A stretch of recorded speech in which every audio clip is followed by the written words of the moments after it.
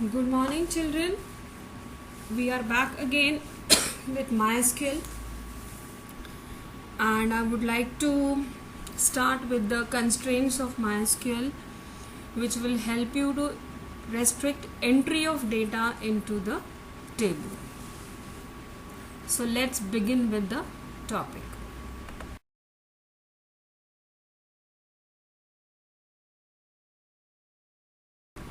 So let's first see what are constraints in MySQL.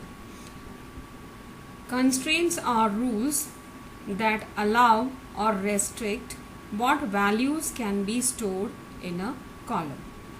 The purpose of inducing constraints is to enforce the integrity of a database. In short, constraints are used to limit the type of data that can be inserted in a table. MySQL constraints can be classified into two types. The first is the column level constraint and the second is the table level constraint. The column level constraints can apply only to one column, whereas the table level are applied to the entire table. The constraints that we are going to learn in this session are all column level constraints.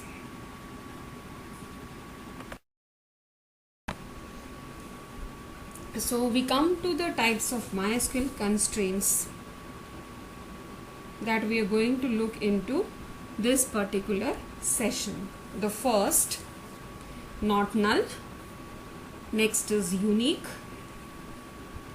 primary key, foreign key, check constraint and default constraint.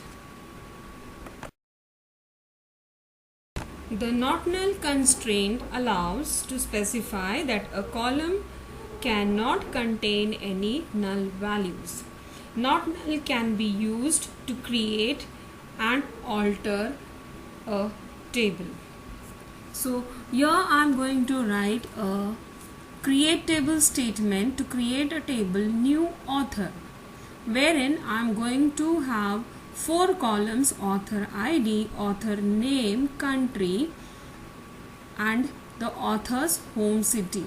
What I want here is all the columns should have some values when I am trying to insert a record into this table. So I am specifying for all columns not null. I have carried forward the previous create table statement to this slide for your convenience. So after creating this table, I am trying to insert into this table values for a record. So when I insert values for a record, I am trying to insert one as author ID, then name as author name, null as country and Delhi as home city. So what is happening here, as I am giving null over here, it is trying to insert null for the column country, but according to the constraints that we have applied while creating the table, we cannot have null for any column. So the record will not be accepted. The unique constraint in MySQL does not allow to insert a duplicate value in a column. The unique constraint maintains the uniqueness of a column in a table. More than one unique column can be used in a table. So now we are trying to create a table whose name is persons. Create table persons, and in brackets I am saying ID, which has data type as int. It is not null and has the constraint unique. Then the next is last name. The next column is last name with varchar as 25 characters, not null. Then we have first name varchar 25 and age as int.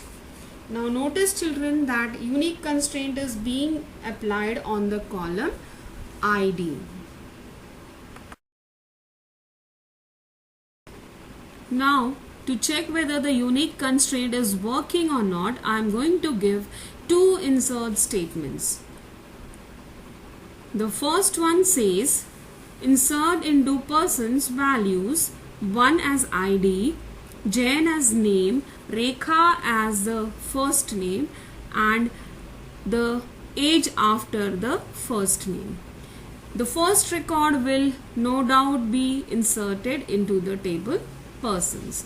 But now I am trying to insert the second record, which is insert into persons values 1, comma, the last name is Jha, the first name is Amit, and the age is 35.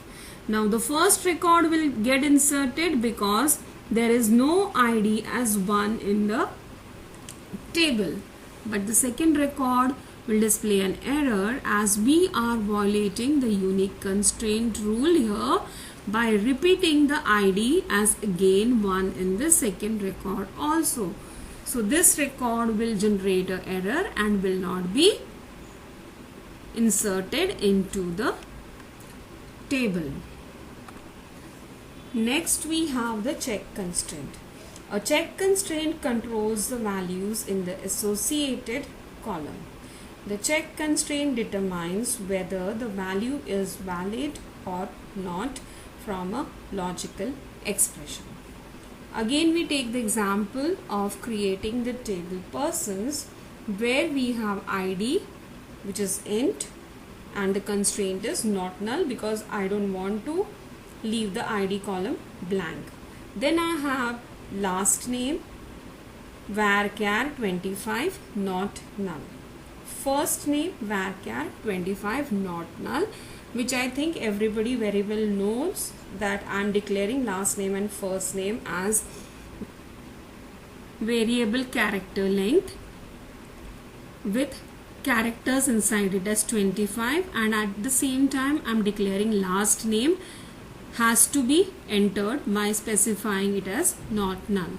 Then I am saying age as int and then applying the age on the age column, the check constraint, specifying that age has to be greater than equal to 18 when a record is being inserted.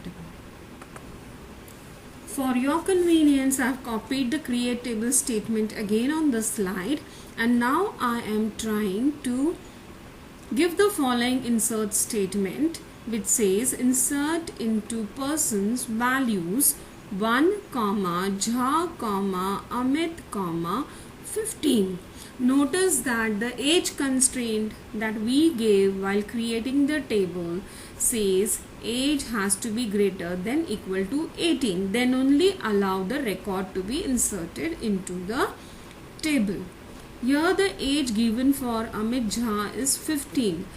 Children, tell me, will the record get inserted into the table persons? No. The record will not get inserted as the age is less than 18. Here we are violating the check constraint by giving age less than 18. So the record will not be inserted. So now we come to the default constraint, which is slightly different from the constraint that we have seen till now. In a MySQL table, each column must contain a value, including null. Null is also a kind of value, though it says it has no value, but still we are not leaving it blank. The column is null. So while inserting data in a table, if no value is supplied to a column, then the column gets the value set as what is specified with the default constraint. So again I am going to create the same table persons with ID int not null, last name and the first name as varchar 25, then city Instead of age, I am taking city over here. City varchar, it is 25 characters long, and if they are not entering any value for the column city, by default the value given should be Delhi. So again I have copied the create table statement for your convenience to this slide to explain the default statement, default constraint. So I'm now trying to insert a record into the table which I just now created in the previous slide, applying the default constraint. Here I am saying insert into persons, but now I have only values for 3 columns, that is the ID, last name and the first name. I have no value for the column city. So I say insert into persons, ID. I specify the names of the columns to which I am going to give the values. So in brackets I specify ID, last name, first name and close the bracket. And then I proceed to give the values again in brackets as 1, Jha and Amit. 1 will go to ID, Jha will go to last name and Amit will go to first name. Now while doing this, unknowingly or knowingly, I have not given any value to the column city. But while creating table, as we had applied the default constraint, the default constraint will start doing its work and it will give the value Delhi to that particular record of Amit Jha as Delhi in the city column. Here the default constraint will be used to give value, though it might happen that Amit Jha doesn't belong to the city Delhi, but we do not want to leave the column blank. So we give the default constraint and assigned a dummy value to it. Now we come over to the most important constraint, that is the primary key. There is a question of 2 marks asked every time in the board exams, and this question gives you 2 marks without any further thinking skills that you need to apply. It is a very easy question which you can attempt very easily. The primary key constraint for a table enforces the table to accept unique data for a specific column, and this constraint creates a unique index for accessing the table faster. So to show how it works, I am going to create table persons. In it I have the same columns ID, last name, first name, age, and at the end I am going to specify the constraint primary key. But when I specify this constraint, I am going to tell it which column should be my primary key. So in brackets I will specify the column ID. Every time a column which has unique values or the column whose values never repeat can only be specified as a primary key. So leaving aside the foreign key constraint for some time, let us see what is the difference between the primary key and a unique key. Both appear the same. Why? Because primary key also accepts unique values and unique also accepts unique values. There has to be some difference between the two so that we can use them interchangeably in the table. So let's see what the difference is. The primary key constraint is allowed only on one column in the table.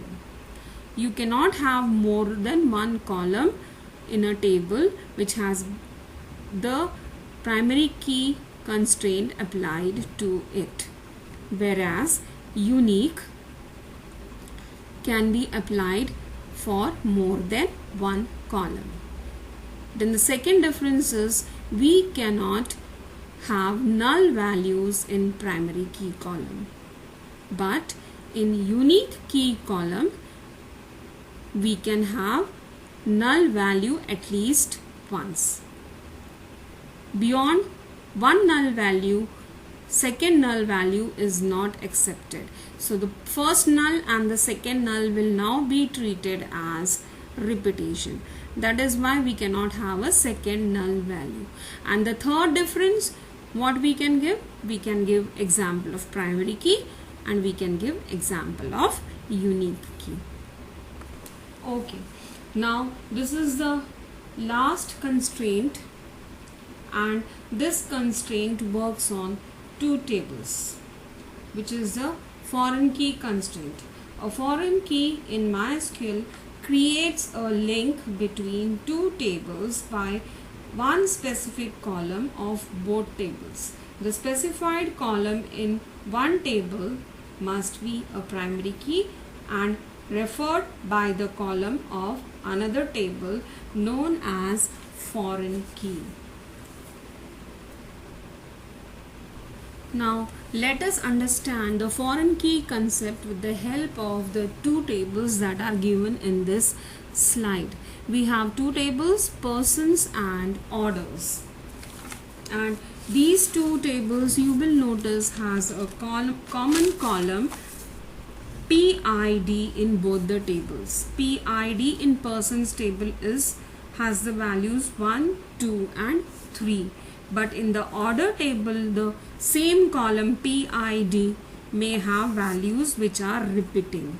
Like 3 is repeating over here, but 2 and 1 are not repeating. Which means now the persons table has PID as the primary key. I repeat, the PID column in the persons table is the primary key. But the same column in the orders table is getting its value from which table? The persons table. As it is getting its value from some other table, here the other table is the persons table. That is why the order table has a foreign key column inside it, which is the column PID.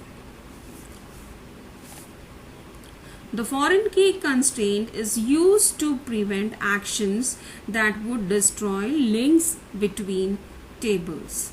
The foreign key constraint also prevents invalid data from being inserted into the foreign key column because it has to be one of the values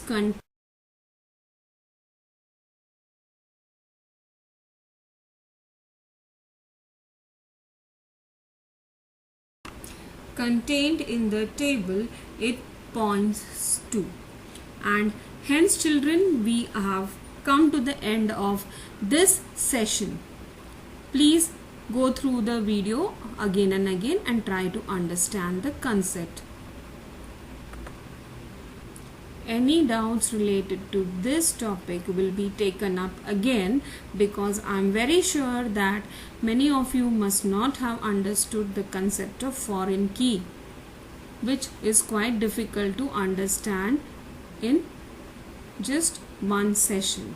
So please, whenever we come face to face, we will take up this issue first. Thank you very much.